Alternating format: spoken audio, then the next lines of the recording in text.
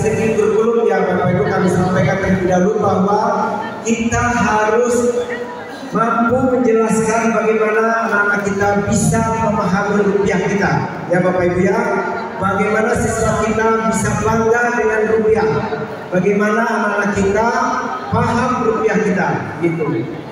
Alasannya Bapak Ibu karena di kurikulum yang sudah kita laksanakan itu sudah tercantum berkaitan dengan bangga, cinta, dan paham rupiah ini, gitu.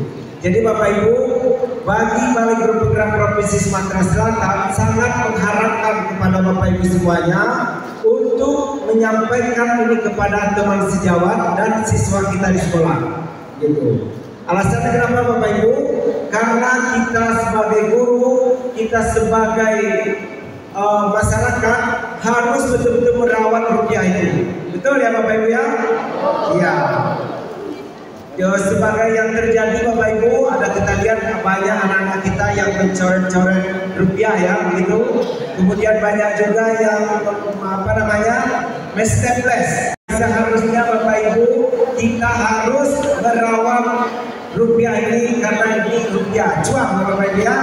Iya, kalau cuan itu berkaitan dengan isi kantong kita. Oleh sebab itu Bapak Ibu, kita sebagai guru kami harapkan untuk menyebarluaskan informasi ini. Jadi kalau ada teman-teman kita bertanya apakah betul ada kurikulum yang mendukung ini, jawabannya bagaimana Bapak Ibu? Ada. Yang guru SD katakan Bapak Ibu berapa orang? Nah banyak ini, betul ya. Jadi kalau di SD bagaimana Bu? Ada? Diajarkan ya. Ada beberapa materi tentang cinta, bangga, paham rupiah. Yang berarti ada yang mengajarkan? Ada. Di jenjang SMP bagaimana Bapak Ibu? Ada? Ada. Jadi untuk ke depan Bapak Ibu, harapan kami dari Balai Guru Program sangat berharap sekali lagi kepada Bapak Ibu, tolong disampaikan kepada teman sejawat dan siswa kita di sekolah bahwa kita harus mencintai rupiah, bangga dan paham terhadap rupiah. Setuju Bapak Ibu? Setuju. Ada yang ingin ditanyakan? Tidak ada.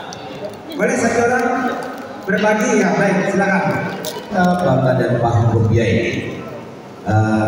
Izin dulu perkenalkan nama saya Mas Saifuddin dari SMP Negeri 1 Talangpapa Banjarmasin.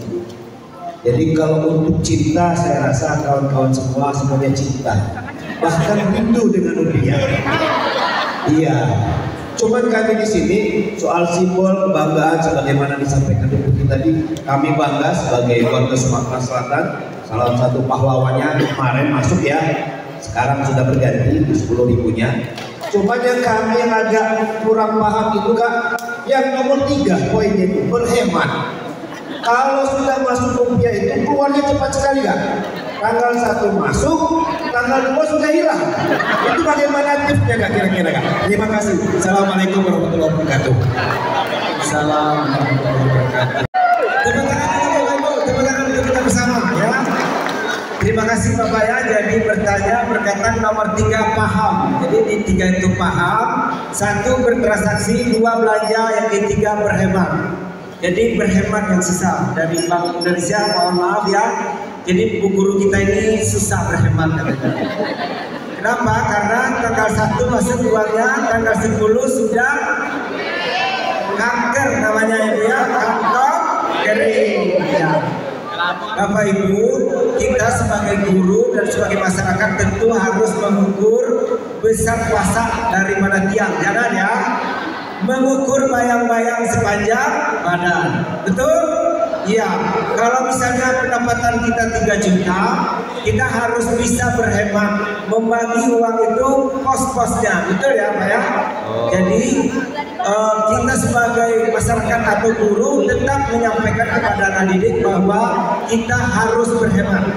Kenapa Bapak Ibu? Kalau tidak berhemat, akibatnya kita akan gali lubang, tutup lubang. Betul. Setuju ya?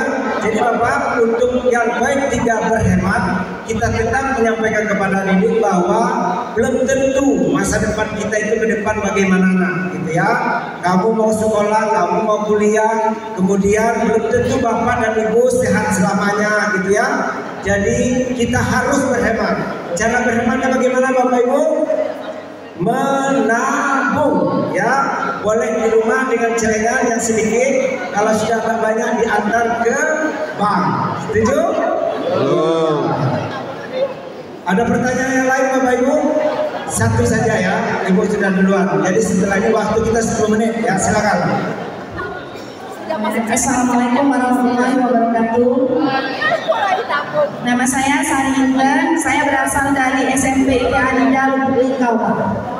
Pertanyaan saya, bagaimana cara kita, misalnya ada oknum nih Pak ya di suatu sekolah itu, anggaplah di bagian keuangan lah, bendahara gitu. Kita udah denger nih, kalau uang itu nggak boleh di staples, nggak boleh di gini. Beliaunya nggak terima Pak, kasih aja gitu. Udah ada ketentuannya dari bank bahwa uang itu harus dirawat begini gitu. Tapi beliaunya tetap. Maksud saya, apakah ada sanksi tegas dari pihak berwenang atau dari pihak Bank BI sendiri agar kejadian begitu tidak terulang lagi? Bahkan itu kepada orang yang paham ya. Kalau anak-anak mungkin kita tidak bisa ya Pak ya menghandle-nya, misalnya anak SD gitu kan.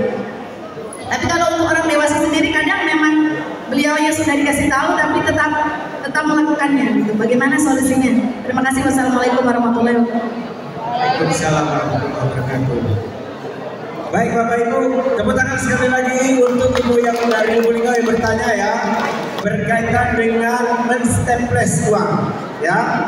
Nanti mungkin dari pihak Bank Indonesia akan lebih jelas menjelaskan ya kepada kita bersama. Apakah ada sanksi? Yang melakukan ini bukan siswa nih Bapak Ibu, tapi biasanya ini bendahara ya, bendahara di sekolah, apa di arisan begitu ya. 10 lembar uang 100 dijadi staples gitu ya Bu ya. Terkadang ada yang diikat dengan karet, ada yang di staples. Nah bagi Ibu pertanyaannya yang di staples. Nah Bapak Ibu itu kita tetap memberikan pemahaman karena Bapak Ibu adalah training of trainer ya. Jadi sekarang kita semua di sini berkewajiban untuk menyebarluaskannya. Tidak boleh menstaples uang. Dan tujuan utama kita sesuai dengan kurikulum tadi Bapak Ibu, kepada siswa terutama ya, kepada siswa mohon jangan merusak uang kita gitu. Dan harus dijelaskan karena numerasi hubungannya Bapak Ibu di sekolah terkadang Bapak Ibu ya langsung saja 200 tambah 500 sama dengan berapa. Nah kita sebagai guru hendaknya memberikan contoh atau asli barangnya gitu ya. Jadi antara literasi dengan numerasi itu berkaitan Bapak Ibu. Untuk menjelaskan uang ini ada ceritanya dulu. Kemudian Pak Ani ke pasar membeli telur dengan uang di bawah 10.000. Kemudian telur dibeli 2 butir dengan harga 1 butir 1.000. Gitu ya. Jadi literasinya dapat, numerasinya dapat gitu.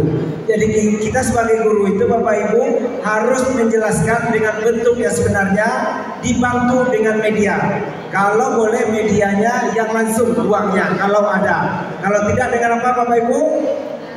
Dengan gambar uang. Dengan apa lagi? Ya, dengan slide ya, dengan PPT. Jadi Bapak Ibu di literasinya dapat bahwa uang 2.000 adalah pahlawan kita ini, uang 5.000 pahlawan kita ini. Jadi antara literasi dan numerasi kita harus jelaskan kepada anak didik kita secara komplit ya. Dan bagi Ibu yang staples uang, nanti saya mohon kepada pihak BI bagaimana menegur pihak yang bukan siswa ya. Tetapi ini adalah orang dewasa seperti kita. 1 juta di necis gitu ya, 1 juta di staples gitu. Padahal itu nyata-nyata dilarang. Nanti akan dijelaskan oleh pihak BI.